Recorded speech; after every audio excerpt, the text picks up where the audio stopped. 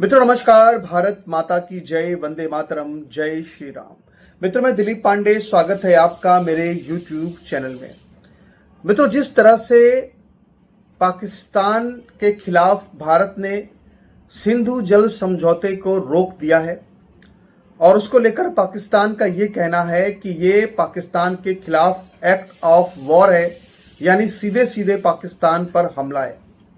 बिल्कुल ठीक उसी तरह से चीन ने भी एक ऐसी गंदी हरकत की है कि जिसको सीधे सीधे भारत के ऊपर हमला माना जाना चाहिए। मैं कहूँगा सीधे सीधे चीन ने भारत की सुरक्षा व्यवस्था पर एक हमला किया है।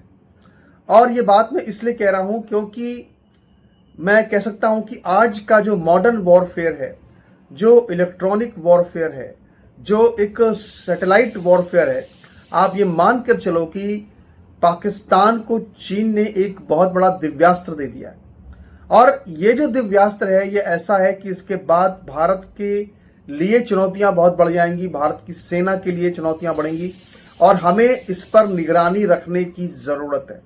इसीलिए हमने खास तौर पे ये वीडियो मैं सबसे पहले दिखा रहा हूँ। अभी इसके पहले इस पर चर्चा आपको कहीं भी किसी न्यूज़ चैनल पर या किसी भी आपको यूट्यूब चैनल पर देखने को नहीं मिली होगी।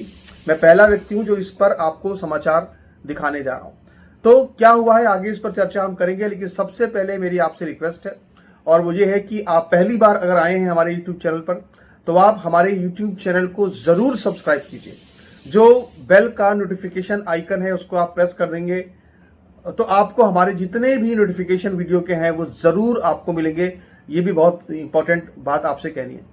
इसके अलावा आप चाहें तो हमारे YouTube चैनल को ज्वाइन कर सकते हैं और आप चाहें तो हमें सुपर थैंक्स करके मदद कर सकते हैं। और इसके अलावा आप हमारे वीडियो को शेयर भी करिए और पूरा वीडियो देखिएगा। तो आज हम मित्रों एक बहुत ही महत्वपूर्ण विषय पर बात करने जा रहे हैं और वो जो विषय है वो ये है कि दरअसल चीन के पास एक सैटेलाइट का पूरा नेटवर्क है जिसको वो कहता है बेइडो सैटेलाइट नेटवर्क और उसमें करीब करीब 30 सैटेलाइट्स हैं। और ये जो 30 की 30 सैटेलाइट हैं ये पूरी दुनिया में खुफिया जानकारी हासिल करती हैं, पूरी दुनिया की निगरानी करती हैं और पूरी दुनिया में चाइनीज जो इंटरेस्ट हैं उनके लिए ये एक तरह से काम करती हैं। अब पाकिस्तान और चीन के बीच में 16 मई को एक बहुत ही रणनीतिक बैठक हुई थी। उनके जो मिलिट्री ऑफिसर्स थे दोनों देशों के वो मिले थे और उस बैठक में ये फैसला हो गया है, जिसकी खबर अब सामने आ रही है कि चीन ने पाकिस्तान को अपने सभी 30 सैटेलाइट जो हैं, जो मिलिट्री सैटेलाइट हैं, उनका एक तरह से उनका एक्सेस उनको दे दिया है। यानी चीन ने पाकिस्तान को बहुत बड़ा एक पावर बूस्टर दिया है। जो सैटेलाइट वॉरफेयर है उसमें ये पाकिस्तान के लिए एक बहुत बड़ी, समझ लीजिए आपकी, उनकी रणनीतिक कामयाबी उसको हो जाएगी, क्योंकि चीन पूरी तरह से पाकिस्तान के साथ खड़ा होकर के एक पूरी तरह से एक यूनिफाइड कमांड बना करके, यानी एक संयुक्त कमान बना करके वो भारत के खिलाफ एक भयंकर साजिश रच रहा है।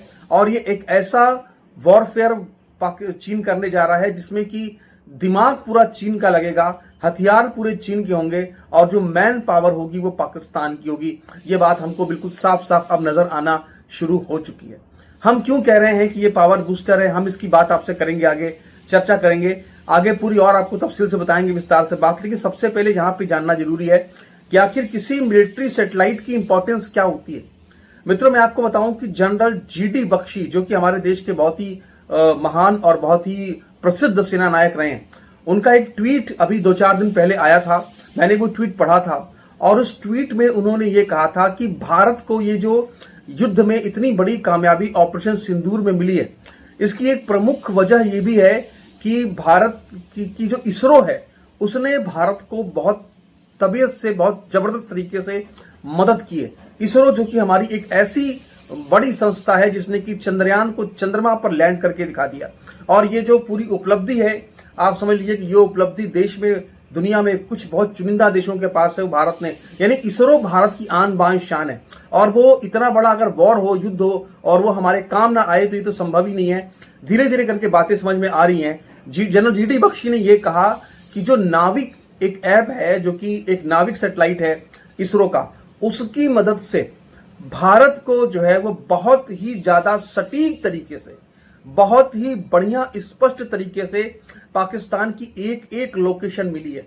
पाकिस्तान के ऊपर जो इतना बढ़िया टारगेट किया गया, मैं आपको ये दावे से कह सकता हूं कि भारत ने जिस तरह से, जैसे वो जो उनका मरकज़े सुभान अल्लाह था मसूद अजहर का, जो कि बहावलपुर में है पाकिस्तान के, आप देखिए वहां पे जो अटैक हुआ, तो अगर मान लीजिए कि उस मस्जिद के अंदर अगर 5 गुंबद थे तो 5 मिसाइल अगर छोड़ी गई तो पांचों की पांचों मिसाइलें बिल्कुल गुंबद को छेद करते हुए, गुंबद को फोड़ते हुए निकली हैं। यानी भारत के पास ऐसी टेक्नोलॉजी है जिसने कि एकदम सटीकता के साथ, जबरदस्त तरीके से, बहुत जबरदस्त सटीकता के साथ हमले किए हैं। ऐसे हमले किए कि बिल्कुल आप समझ लीजिए कि जो मरकज़े सुभान अल्लाह था वो एकदम जमींदोज कर दिया भारत ने।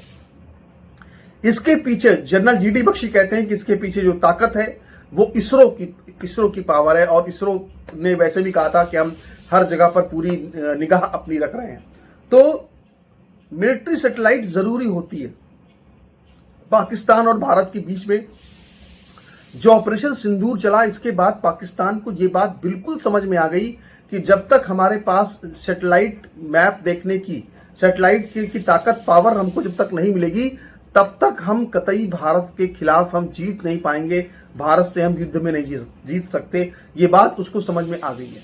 पहले क्या होता था कि जो तलवारों से जंग होती थी, पहले भालों से जंग होती थी, तीर कमानों से जंग होती थी, तलवारों से जंग होती थी, इसके बाद तोपों से जंग शुरू हो गई, और अब आते आते इसके बाद रॉकेट से जंग शुरू हो गई और मिसाइलों से जंग शुरू हो गई, लेकिन बंदूकों से जंग शुरू हो गई। लेकिन अब जो नई टेक्नोलॉजी आई है, इसे कहते हैं इलेक्ट्रॉनिक वॉरफेयर।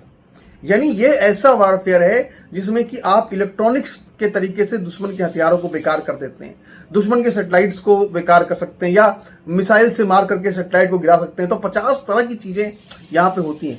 तो अब अलग तरह का युद्ध होता है, और इस युद्ध में जो पाकिस्तान है उसको जो मिलिट्री सैटेलाइट जो मिल रही है, उसकी एक्सेस जो मिल गई है, तो 30 की 30 जो मिलिट्री सैटेलाइट्स है उसकी जब एक्सेस चीन ने पाकिस्तान को दे दी है, जो जिसको बाइडो कहते हैं, तो अब उसका असर क्या होगा? उसका असर ये होगा कि मान लीजिए कि अगर हमारे किसी एयरबेस पर कोई भी हरकत हो रही है, अगर हमारे एयरबेस पर कोई भी विमान वो निकल रहा है मारने के लिए, उनको उड़ाने के लिए, तो उसकी जानकारी पहले ही जो चीन का ऐप है, जो सैटेलाइट चीन का है, वो पहले ही दे देगा पाकिस्तान को। इसके लिए बाकायदा चीन और पाकिस्तान के बीच में एक पूरी, कहते हैं कि रियल टाइम कोऑर्डिनेशन, एक यूनिट बनाई जा रही है। यानी रियल टाइम, यानी कि जिस वक्त भारत जो करेगा उसको तुरंत चीन वहीं पे फटाफट पाकिस्तान को बताएगा कि देखो अब ये होने जा रहा है। और चीन ये सब क्यों कर रहा है? क्योंकि उसकी जिस तरह पिटाई हुई है, उसकी जिस तरह हथियार बेकार साबित हो गए, तो उसको दोबारा अपने आप को प्रूफ करना है। उसको शेयर भी गिरे हैं डिफेंस के, तो दोबारा प्रूफ करना चाहता है अपने आप को, इसलिए भारत के साथ वो जंग निश्चित तौर पर करेगा और पाकिस्तान को माध्यम बनाएगा। तो जैसे आप देखिए कि हमारे पास जब सैटेलाइट की पावर है, हमारे पास सैटेलाइट, बढ़िया मिलिट्री सैटेलाइट है, तो आप इस बात को गौर कीजिए कि जो हमेशा मिलिट्री सुपर पावर होता है, मतलब भारत ने जिस तरह से ऑपरेशन सिंदूर किया, वो एक मिलिट्री सुपर पावर ही कर सकती है, वो हमने दिखाया। यानी कि दुश्मन ने अपने जहाज को निकाला, उसके पहले ही हमला बोल दिया। अब देखिए जो भुलारी एयरबेस है पाकिस्तान का, वहां पे जिस तरह से पाकिस्तान के एयरफोर्स के कर्मचारी मरे, उनका जो अवॉक्स जो उनका विमान था, जिस तरह वो तबाह हुआ, जिस तरह से उनके एयरफोर्स के पायलट और विंग कमांडर मारे गए, उससे ये बात बिल्कुल स्पष्ट है कि भारत के पास सैटेलाइट के माध्यम से ऐसी बिल्कुल इंफॉर्मेशन उनको लगातार मिल रही थी कि किस एयरबेस पर क्या हरकत हो रही है, किस एयरबेस पर कहां पे क्या हो रहा है। और यही वजह है कि भारत ने बिल्कुल सटीकता से हमले किए।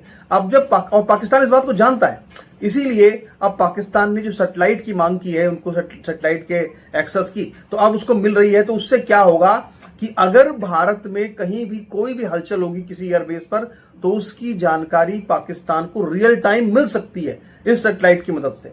यानी जैसे आप देखिए उन्होंने वहां पे जैसे अब जैसे आकाश जो हमारा मिसाइल सिस्टम है, जो हमारा आकाश डिफेंस सिस्टम है, एयर डिफेंस है, उसमें ये सबसे खास बात यह है कि वो इतना तेज है कि अगर दुश्मन ने वहां पे अपनी ड्रोन निकाले तो वो ड्रोन तक बता देगा कि साहब ये ड्रोन आ रहा है। या अगर उसको रियल टाइम डाटा मिलता है, सैटेलाइट से कनेक्शन है, एआई पूरा बूस्टर है, तो उसको तुरंत जानकारी मिलती है कि अब दुश्मन क्या करने जा रहा है। तो ये ऐसा नहीं कि उतने दूर से दुश्मन कुछ आगे कर देगा। तैयारी यहां पे उस वक्त से शुरू हो जाती है, पलटवार करने की, जब दुश्मन जो है अपना हथियार निकालता है तो इसलिए भारत के पास टाइम होता है उसको काउंटर करने का। पाकिस्तान के पास वो टाइम नहीं था, क्योंकि पाकिस्तान के पास कोई अपना सैटेलाइट नहीं था। पाकिस्तान को अब वो सैटेलाइट की वो चीजें मिल जाएंगी जिससे कि अगर भारत के खिलाफ कोई भी, अगर वो भारत मान लीजिए कोई भी अटैक करने का प्लान करेगा, कुछ भी काउंटर करेगा, तो उसकी फौरन जो एक्सेस है वो तुरंत उसको इन्फॉर्मेशन मिल जाएगी कि भारत यहां से ये करने जा रहा है। अब ऐसे मान लो ब्रह्मोस मिसाइल है, अगर वो ब्रह्मोस मिसाइल को मारने की तैयारी कर रहा है, अगर ब्रह्मोस मिसाइल लॉन्च करने की तैयारी करेगा भारत, तो क्या होगा भाई, ब्रह्मोस को निकालेगा, कुछ होगा, तमाम चीजें होंगी। तो जो गतिविधि होगी उन गतिविधियों को फौरन उसे सैटेलाइट के माध्यम से जानकारी मिल जाएगी।